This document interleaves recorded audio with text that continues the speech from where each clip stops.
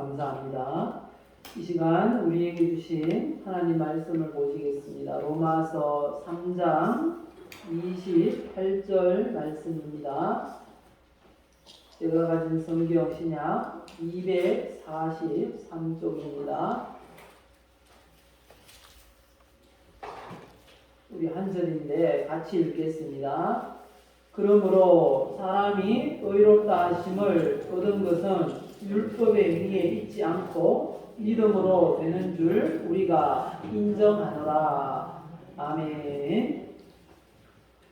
이 시간 우리에게 주신 이 하나님 말씀을 통해서 오직 믿음이라는 제목으로 말씀을 전하겠습니다. 늘 우리가 고백하는 대로 이 시간 믿음으로 또 한 번 더 고백합시다. 나는 하나님의 사랑을 받고 있습니다. 하나님은 나를 치료하십니다.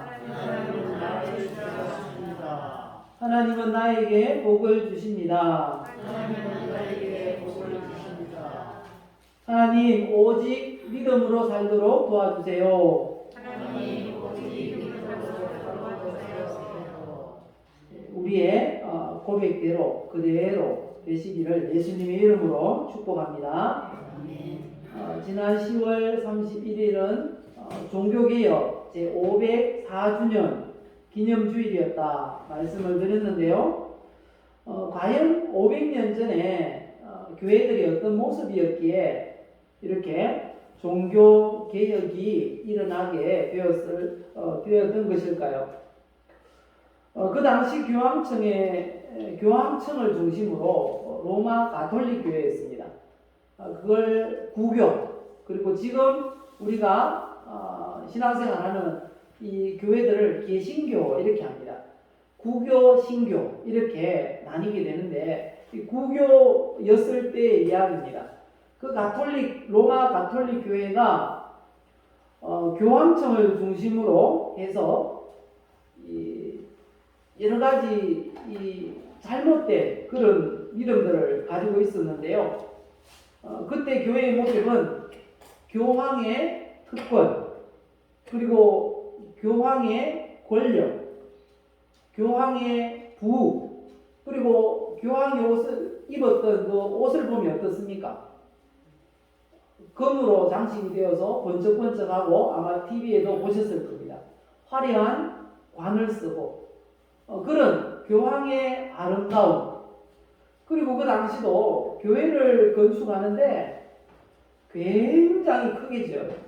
그래서 보통 100년씩 200년씩 그렇게 교회를 건축을 했습니다.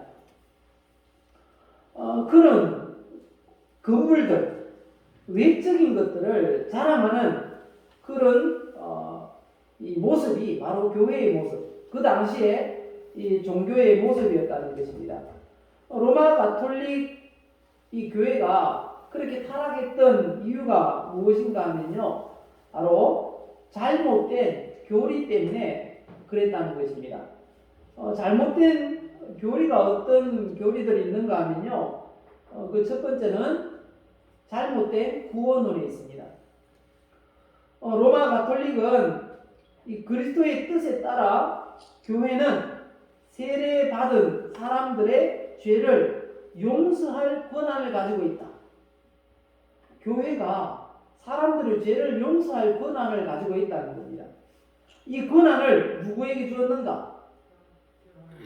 교황과 주교와 사제들을 통해서 고해성사 안에서 통상적으로 행사한다.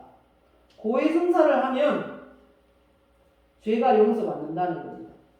사제가 죄 용서함을 받았소 라고 말을 하면 죄가 용서받는다는 겁니다. 고해성사를 통해서. 고해성사를 통해서 정말 죄가 용서를 받을까요? 왜 이런 행동을, 왜 이런 일을 교회에서 하는가? 그 이유는 요한복음 20장 23절 보면 이런 말씀이 있습니다. 너희가 누구의 죄든지 사하면 사하여 줄 것이요 누구의 죄든지 그대로 두면 그대로 있으리라. 예수님 그렇게 말씀하셨다는 거예요. 그런데 여기서 너희가 누구의 죄든지 사하면 이렇게 말씀하시는데 여기서 너희를 누구로 해석하는가에 따라서 해석이 달라집니다. 여기서 너희는 분명히 복수잖아요. 복수. 여러 명을 가리킨다는 것입니다. 그런데 로마 가톨릭 교회에서는 한 사람을 가리킨다는 거예요. 너희는. 베드로를 가리킨다는 거예요. 첫 번째 교황이었던 베드로를 가리킨다는 겁니다. 그래서 베드로의 뒤를 이어 교황에게 바로 이런 사제의 특권을 줬다는 겁니다. 과연 그럴까요? 이 말씀은 이 말씀과 비슷합니다. 마태복음 18장 18절에 보면 진실로 너희에게 이르노니 무엇이든지 너희가 땅에서 내면 하늘에서도 매일 것이요 무엇이든지 땅에서 풀면 하늘에서도 풀리리라. 이 말씀은 바로 마가복음 2장 7절 말씀과 연결이 되는데요. 마가복음 2장 7절 말씀 보면요. 어떤 사람에게 죄사하는 권세를 하나님은 주시지 않았다고 말씀합니다. 이 사람이 어찌 이렇게 말하는가? 신성모독이로다. 오직 하나님 한 분 외에는 능히 누가 죄를 사하겠느냐? 이렇게 말씀하셨어요. 하나님만 죄를 사할 수 있다고 했는데 예수님의 말씀 너희가 누구의 죄든지 사하면 사하여질 것이요. 이 말이 베드로 한 사람에게 말하는 말이라고 그렇게 받아들이고 있다는 것입니다. 너희 하면 여기서는 제자들을 말합니다. 제자들이 나가서 복음을 전하면 그 복음을 받아들이는 사람은 구원을 받고 받아들이지 않는 사람은 형벌을 받을 것이다. 마가복음 16장 15절 16절 말씀입니다. 바로 이것은 지상명령인 것입니다.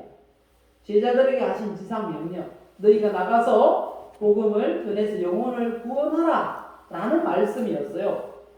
그런데 잘못 해석해서 베드로 한 사람에게 사제의 권한을 줬고 그 교황이 그 사제의 권한을 이어받아서 교회의 사제들에게 줬다는 것입니다. 그래서 고해 성사를 하고 사제가 당신의 죄를 하나님이 사해 주셨소 라고 말하면 죄가 없어진다는 거예요. 그렇지 않습니다.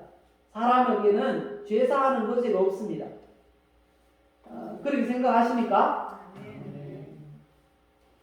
그래서 고해 성사를 천주교에서는 하는데 가장 힘든 사람이 누군가 하면요. 천주교 사제들이라고 합니다. 그 죄를 다 듣고 또 들은 그 고해 성사에 대해서는 말을 못하게 되어 있습니다. 듣기는 들어도 말 못하면 하고 싶은 말 못하는 것보다 더 답답한 게 없잖아요. 그래가지고 늘 술을 마시고 그렇게 힘들어한다라는 이야기를 들었습니다. 그래서 천주교 신부님들은 술 마시는 게 허용되어 있어요. 그걸 해결할 방법이 없으니까. 왜 그렇게 되었는가?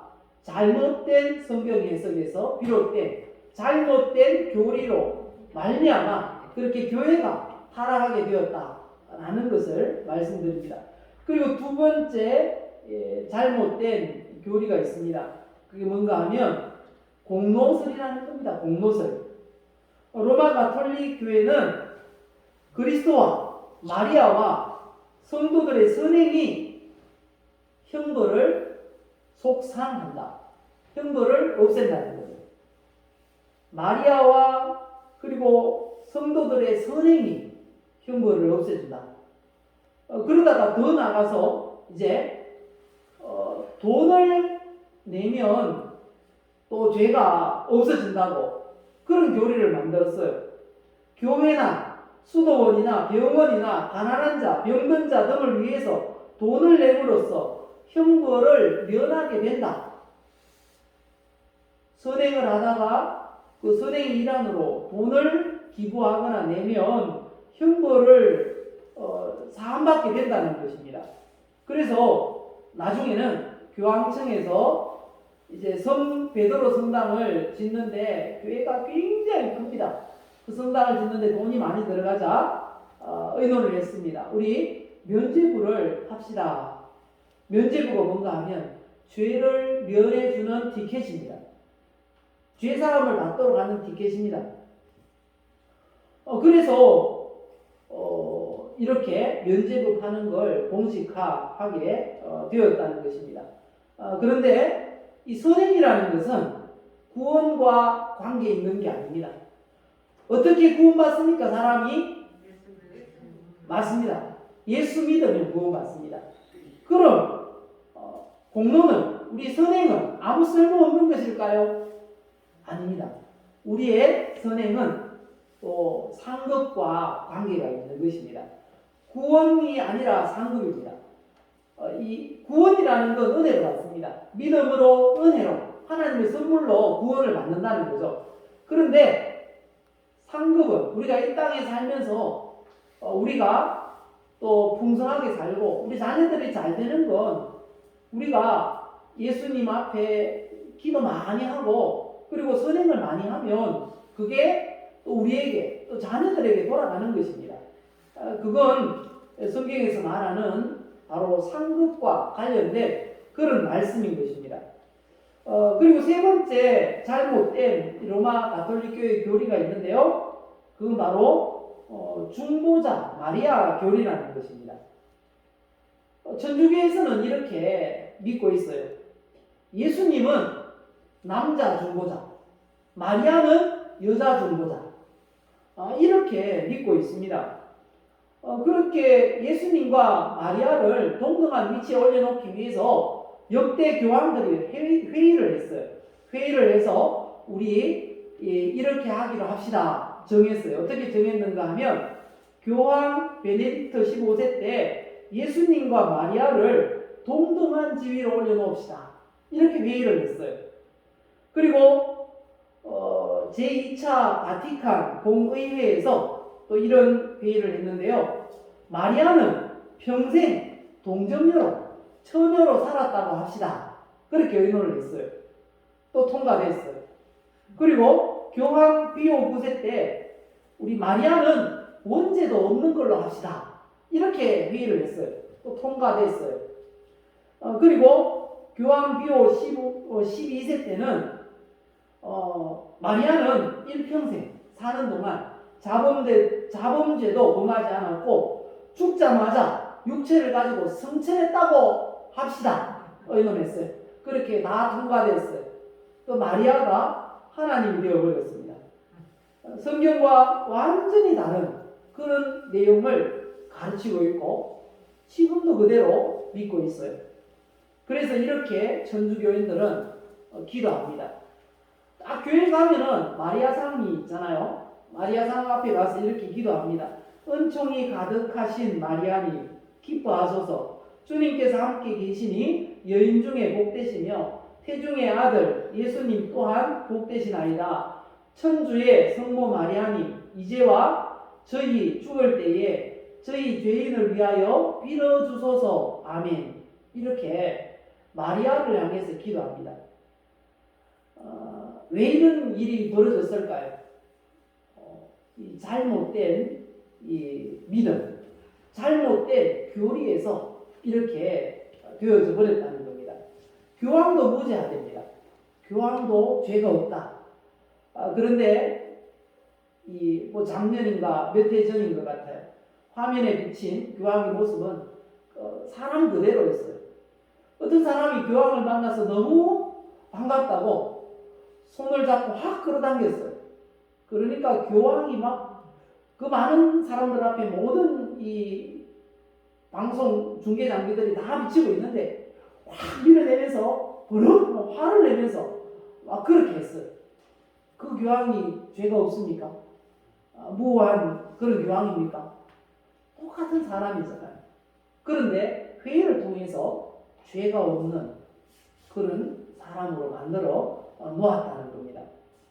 그리고 마지막으로 여러 가지가 또 보면 굉장히 많아요. 잘못된 교리들이 많은데 마지막 제가 뽑은 건 연옥설입니다. 연옥설. 로마 가톨릭 교회에서, 이 천주교에서는 연옥설을 주장합니다. 연옥설, 누구를 위해서 만든 건지 모르겠어요. 교회가 사랑이 많아서, 그 가톨릭 교회가, 교황이 사랑이 많아서 한 번 더 구원의 기회를 주기 위해서 연옥을 만들었는지, 아니면 그 후손들을 통해서 무엇인가를 얻기 위해서 만들었는지 알 수는 없습니다. 그런데 이 연옥설을 바탕으로 해서 면죄부 판매를 한 것으로 볼 때 그 남은 가족들에게 돈을 뜯어내리는 그런 목적으로 만든 교리라고밖에 볼 수가 없는 것입니다. 연옥이 어떤 것인가? 천국과 지옥 사이에 있고 일부 영혼들이 그곳에 가 있다는 겁니다.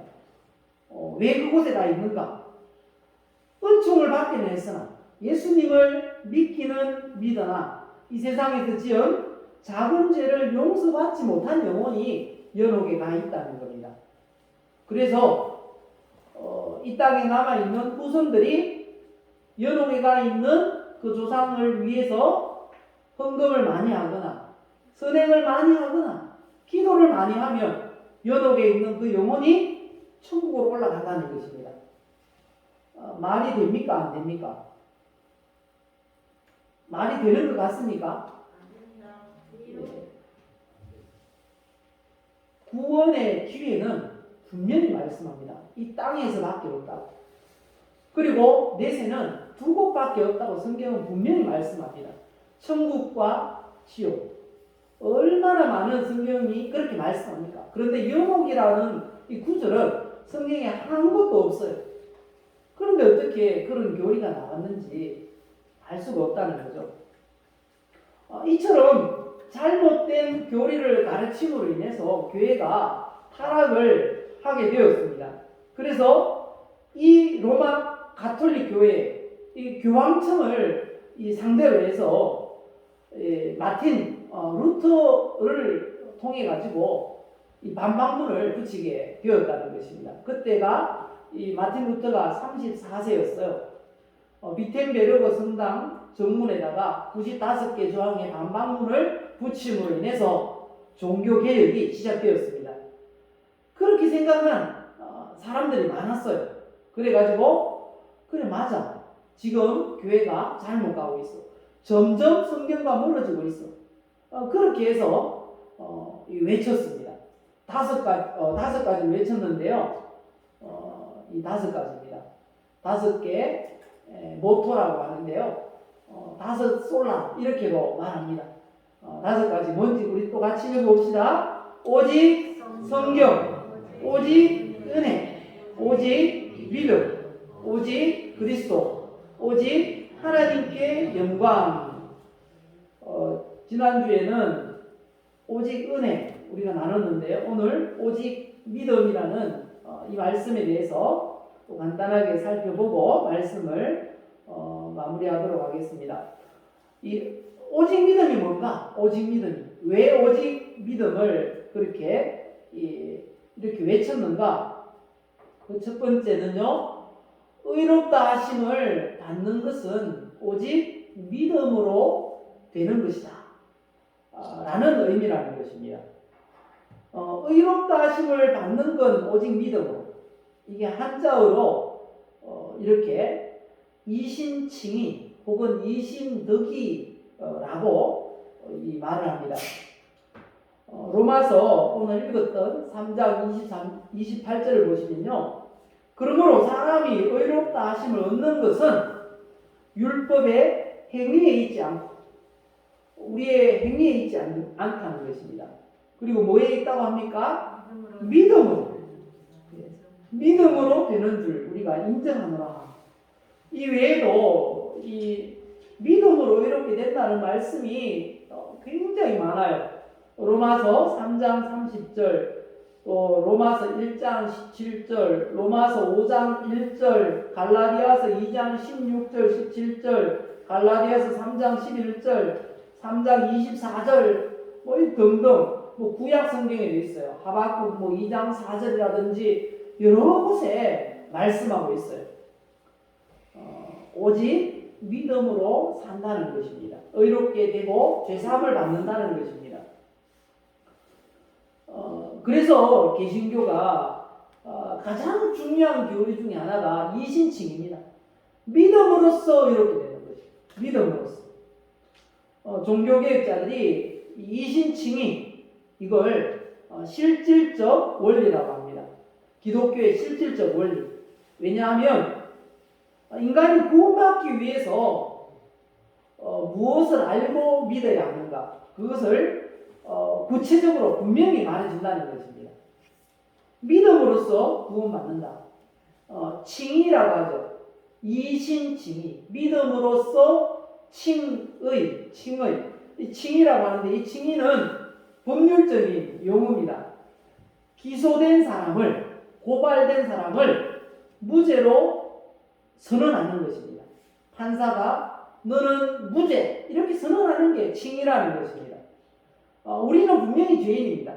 그런데 예수 믿는 것 때문에 하나님 앞에 섰을 때 너는 무죄 이렇게 칭한다는 것입니다. 법적인 선언을 하신다는 겁니다. 믿음으로써 우리가 이렇게 의롭게 되는 것입니다. 그래서 종교개혁자들이 이렇게 말했습니다. 우리 읽어봅시다. 칭의는 오직 그리스도 때문에, 오직 은혜에 의해, 오직 믿음으로 말미암아 죄인을 의롭다고 선언하시는 하나님의 행위이다. 하나님께서 의롭다고 선언하시는 행위가 바로 칭의, 의롭다. 무엇으로요? 믿음으로. 이신칭의 꼭 기억하시기 바랍니다. 그리고 두 번째 의미는요, 구원이 믿음으로만 가능한 이유는 모든 인간이 뭐다? 죄인이라는 것입니다. 모든 인간이 죄인이기 때문에 사람이 아무리 의로운 행동을 하려고 해도 그 행동이 우리를 구원할 수 없다는 겁니다. 나 자신도 구원할 수 없고 타인은 더더구나 구원할 수 없습니다. 인간은 모두 타락한 죄인입니다. 그래서 모두가 저주 아래 있고 하나님의 진노 아래 있습니다. 그래서 스스로를 구원할 수 없습니다. 성경은 분명히 말씀합니다. 로마서 3장 10절 23절 보면요, 기록된 바 의인은 없나니 하나도 없고 그리고 모든 사람이 죄를 범하였다. 한 사람도 의로운 사람이 없습니다. 어제도 이성재 목사님 간증 혹시 들어보셨습니까? 거기도 본인이 이 불교를 그렇게 믿고 막 3,000배, 5,000배 이렇게 할 때는 자기가 죄인인지를 몰랐다는 거예요. 죄인인지를 몰랐어요. 그런데 이 집회에 참여해서 자기가 죄인임을 깨닫게 되었다는 거예요. 어릴 때 자랐던 환경이 너무 불우했더라고요. 보니까 아버지가 알코올 중독이었고 그래서 어머니를 구타를 많이 했다는 겁니다. 그래서 한 번은 아버지를 막 죽이려고 식칼을 들고 왔었다는 거예요. 그러다가 어머니가 말려서 죽이지 못했다는 거예요. 그런 것도 죄일뿐만 아니라 그것보다 더 악한 자신의 모습을 발견했다는 거예요. 그 누님이 있었는데 그게 장애인이라는 거예요. 뇌성마비 장애인이었다는 거예요. 근데 학교 가려고 가방을 챙기려고 하는데 그 전날 밤 식칼을 들고 아버지를 죽이려고 했는데 못 죽이고 나가서 밤새도록 다니다가 일을 갈면서 집에 돌아왔는데 학교 가려고 숙제를 챙기는데 노트를 그 장애인인 누나가 다 찢어서 먹은 거예요. 그래가지고 누나를 막 때렸다는 거예요. 보니까 온 몸이 몸투성인데 그걸 숨기려고 자기가 엄마 오기 전에 물을 데펴가지고 빨리 3일마다 한 번씩 목욕을 시키는데 그렇게 시켜가지고 한 달 동안 그렇게 하니까 몸이 다 없어졌다는 거예요. 사람이 봐서는 완전 범죄지만 그런 악한 모습을 발견하고 내가 죄인이라고 고백할 수밖에 없었다고 그렇게 이야기합니다. 굉장히 잘생겼고 선하게 생긴 분이었는데도 그랬다는 거예요. 세상에 죄인 아닌 사람 한 사람도 없어요. 우리가 우리의 모습을 봐도 죄인임을 고백할 수밖에 없다는 것입니다. 우리 이 죄인인 몸이 누구를 구원하겠습니까? 내 한 사람도 간수 못하는데. 그래서 죄 없으신 그 예수님을 믿어야만 우리가 의롭게 되는 줄 믿습니다. 그래서 오직 예수, 오직 믿음인 것입니다. 로마서 1장 16절 17절 말씀합니다. 우리 읽어보실까요? 내가 복음을 부끄러워하지 아니하노니 이는 이 복음은 모든 믿는 자에게 구원을 주시는 하나님의 능력이 되니라. 먼저는 유대인에게요 그리고 헬라인에게로다. 복음에는 하나님의 의가 나타나서 믿음에 이르게 하나니 기록된 바 오직 의인은 믿음으로 말미암아 살리라 한과 같으니라. 여기 오직 의인은 믿음으로 말미암아 살리라. 이게 바로 이신칭의라는 그런 내용인 것입니다. 우리가 죄인이기 때문에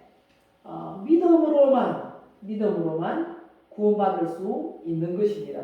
그리고 세 번째, 오직 믿음의 의미는요, 예수님만 믿어야 구원받는다는 의미가 있습니다. 사람들은 죄인입니다. 모든 사람이 죄인입니다.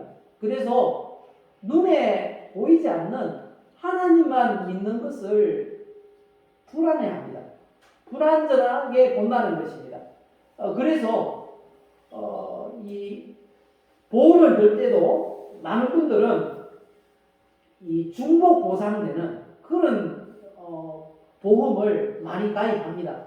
왜 그런가 하면 이 한 개로만 믿을 수가 없다는 거예요. 그래서 하나님만 한 분만 믿는 게 모든 사람들에게는 어렵습니다. 그래서 성경은 이런 계명을 주셨잖아요. 너를 위하여 생긴 우상을 만들지 말고 또 위로 하늘에 있는 것이나 아래로 땅에 있는 것이나 땅 아래 물속에 있는 것에 어떤 형상도 만들지 말며 그것들에게 절하지 말라. 이런 계명을 주셨어요. 왜 그럴까요? 중복 보장되는 보험을 좋아하는 것 같이 종교도 그렇게 믿었다는 거예요. 이스라엘 백성들도 하나님만 믿어야 되는데 눈에 안 보이시는 하나님보다 눈에 잘 보이는 우상 숭배를 하는 게 더 쉬웠어요. 그래서 이런 보험을 주신 이런 계명을 주신 건데요. 그래서인지 많은 사람들도 기독교인이라고 하면서 주일날은 교회 가지만 평일날에는 또 점집에 가는 사람들이 그렇게 많다고 합니다.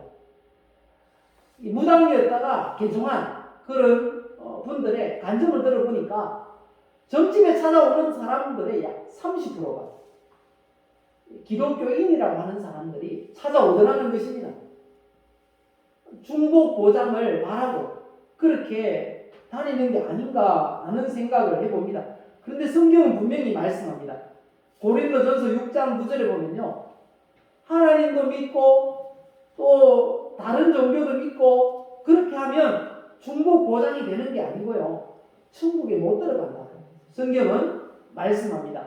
고린도전서 6장 9절 이하에 말씀합니다. 불의한 자가 하나님의 나라를 유혹으로 받지 못할 줄을 알지 못하느냐? 유혹을 받지 말라. 음행하는 자나 우상 숭배하는 자나 간음하는 자나 탐색하는 자나 남색하는 자나 도적이나 탐욕을 부리는 자나 술 취하는 자나 모욕하는 자나 속여 빼앗는 자들은 하나님의 나라를 유혹으로 받지 못하리라. 분명히 말씀합니다. 우상 숭배하는 자 받지 못한다고 분명하게 말씀을 하고 있습니다. 그리고 성경은 분명하게 말씀합니다. 그럼 어떻게 해야 됩니까? 오직 예수님만 믿으라고 하십니다. 오직 예수님만. 사도행전 16장 30절 31절 보면 어떻게 하면 구원받을 수 있다고 합니까? 한번 같이 합시다. 주 예수를 믿어라. 주 예수를 믿어라. 그리하면 그리하면 너와 내 집이 너와 내 집이 구원을 받으리라. 구원을 받으리라. 분명히 말씀합니다. 그런데 주 예수님만 믿어야 됩니다. 사도행전 4장 12절 말씀하시죠. 다른 이로서는 구원을 받을 수 없나니. 왜 없습니까? 천하 사람 중에 구원받을 만한 다른 이름을 우리에게 주신 일이 없습니다. 분명히 말씀하고 있습니다.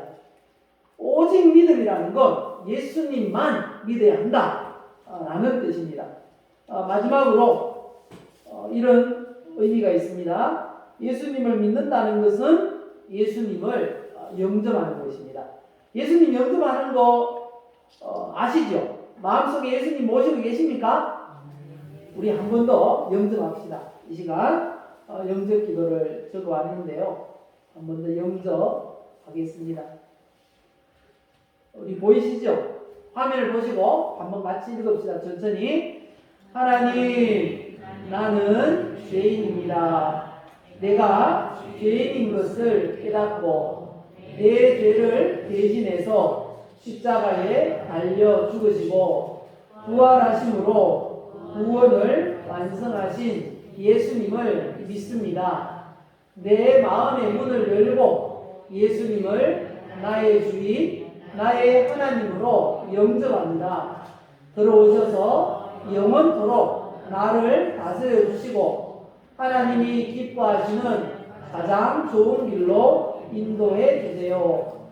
지금부터 영원토록 나와 함께 해 주세요. 내 마음속에 예수님이 들어오신 것과 하나님의 자녀가 된 것을 믿습니다. 내 인생의 모든 문제를 해결해 주시고 영생을 주신 것을 감사드리며 예수님의 이름으로 기도합니다. 아멘. 이 영접하는 것입니다. 오직 믿음이라는 건 예수님을 영접하는 것을 말하고 있습니다. 이렇게 오직 이신칭의를 믿으면 구원의 확신을 가지고 우리가 살아갈 수가 있습니다. 이 믿음을 우리가 또 신앙생활 가운데 이렇게 적용했으면 좋겠습니다. 믿음이 뭔가? 한마디로 이렇게 설명을 하시더라고요.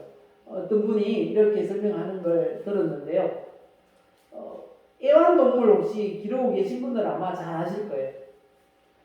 개가 주인이 먹이를 줄 것이라고 바라보는 것. 그게 믿음이라는 겁니다. 저희 집도 애완 구피, 물고기 눈에 보일랑 말랑 하는 그런 구피를 몇 마리 기르고 있어요. 근데 옆에 딱 다가가면요, 물고기들이 싹 몰려요. 밥 주는 줄 알고. 어쩌면 그런 게 믿음이다 라고 쉽게 설명할 수 있다는 거죠. 우리가 하나님을 바라보는 것, 하나님 도와주세요, 하나님 바라보는 것, 그게 아주 쉽게 표현한 믿음이다 라는 것입니다. 그리고 또 우리가 이 믿음을 실천할 때 어떤 일이 있어요, 어떤 문제가 있어요. 근데 그거 가지고 걱정하는 게 믿음일까요? 아니면 기도하는 게 믿음일까요? 기도하는 것. 예, 기도하는 게 믿음이죠. 우리가 이 믿음을 실천할 수 있어야 되겠습니다. 늘 하나님 바라보시기 바랍니다. 어떤 일이 있든지 이 개가 항상 주인을 바라봐요. 무엇인가 먹을 거 줄까 해서 그런 것처럼 항상 우리 주님을 바라보시고요. 또 어떤 문제든지 걱정하지 마시고 기도하시기 바랍니다. 오직 믿음, 우리가 한 주간 살아갈 때 이렇게 실천해서 하나님으로부터 풍성한 응답 받으시고 늘 행복한 성도로 살아가시기를 예수님의 이름으로 축복합니다. 우리 함께 기도합시다. 이 시간 이렇게 기도했으면 좋겠습니다. 우리가 생각하면서 기도합시다. 우리 주님을 이 개가 주인을 바라보듯이 주님 바라보는 게 믿음입니다. 그리고 걱정하지 않고 기도하는 게 믿음인 것입니다. 오직 믿음. 우리 좋으신 하나님을 믿고 기도하시고요. 무엇이든지 주실 수 있는 하나님을 바라보고 이 시간 기도합시다. 우리의 모든 인생을 하나님께 맡기는 그런 기도를 했으면 좋겠습니다. 주님 한 분 부르시고 힘차게 함께 기도합시다.